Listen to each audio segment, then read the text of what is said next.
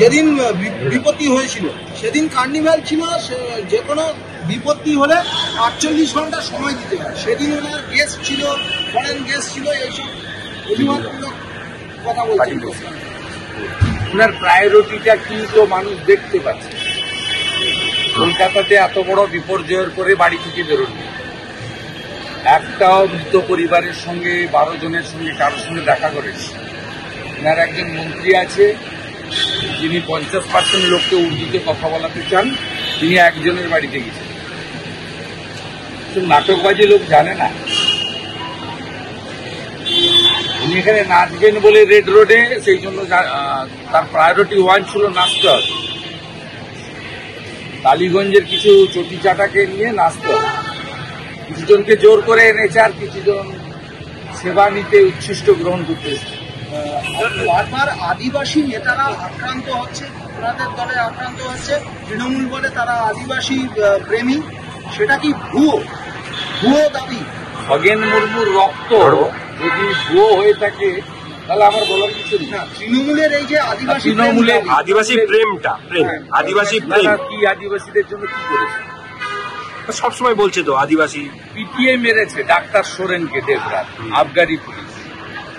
সুবল সোরেন মারা গেছে, তার যোগ্য শিক্ষকের চাকরিটা কেড়েছে।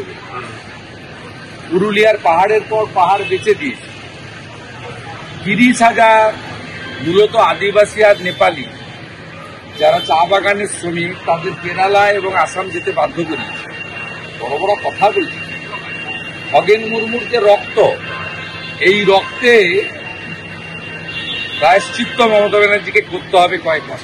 নমামি গঙ্গে প্রকল্প নিয়ে মুখ্যমন্ত্রী প্রধানমন্ত্রী কটাক্ষ করলো, কিন্তু আজ জলসম্পদ কেন্দ্রীয় জলসম্পদ মন্ত্রক কত নমামি গঙ্গে প্রকল্পে কত টাকা দিয়েছে পাই টু পাই হিসাব এবং তথ্য দিল। মিথ্যে কথা বলছিল। উনি কবে সত্যি কথা বলেছিলেন? আমাদের রাজ্যের মুখ্যমন্ত্রী কবে সত্যি কথা বলেছেন? ওনার মিথ্যা কথা বলাটা স্বভাবে পরিণত হয়েছে এবং মিথ্যাশ্রী পুরস্কারের একমাত্র যোগ্য মুখ্যমন্ত্রী। ওনার নাম তো নির্মমতা। আবহাওয়া দপ্তরের তো পূর্বাভাস দিয়েছিল এবং পূর্বাভাস দিয়েছিল, কিন্তু সেই সমস্ত বিষয়ে আবহাওয়া দপ্তর দেওয়ার পরেও এই রকম বিপর্যয় সামলাতে পারলো না রাজ্য সরকার। প্রায়োরিটি ইন্দ্রনীলকে নিয়ে গান গাওয়া আর টালিগঞ্জের কিছু স্থাপককে নিয়ে নাচা। তা নির্লজ্জ মুখ্যমন্ত্রী 30 জনের বেশি মানুষ মারা যাওয়ার পরে যে নৃত্য করেছেন রেড রোডে দাঁড়িয়ে, তারপরে ত্রাণ দিতে গিয়ে খগেন মুর্মু শঙ্কর ঘোষের সঙ্গে যা করেছেন, এরপরে পরিষ্কার প্রমাণিত হয়েছে এই রাজ্যে জঙ্গল রাজ্য।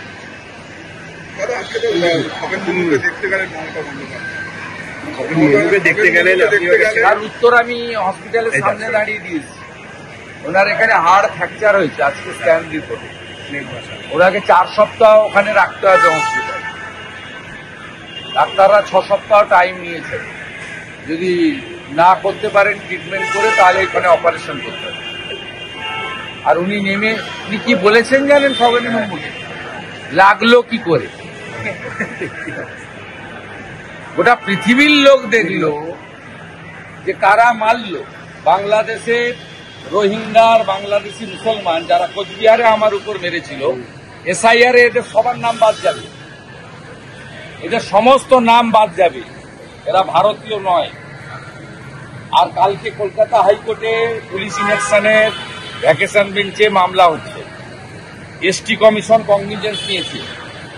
আর রাজীব কুমার আর জলপাইগুড়ির SP ব্যাগ গুছিয়ে রাখো, স্পিকার ওম বিড়লা ওদেরকে টেনে নিয়ে যাবে এখান থেকে দিল্লিতে খুব তাড়াতাড়ি।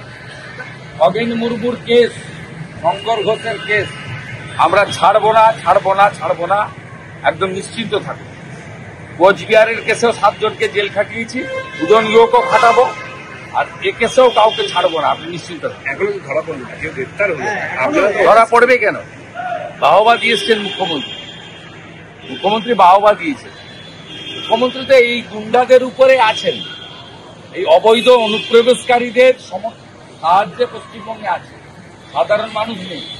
SIR হওয়ার পরে যে নির্বাচন হবে, সেই নির্বাচনে দেখবেন এদের খুঁজে পাওয়া যাবে এবং 1 কোটি ভুয়া ভোটারের নাম বাদ যাবে।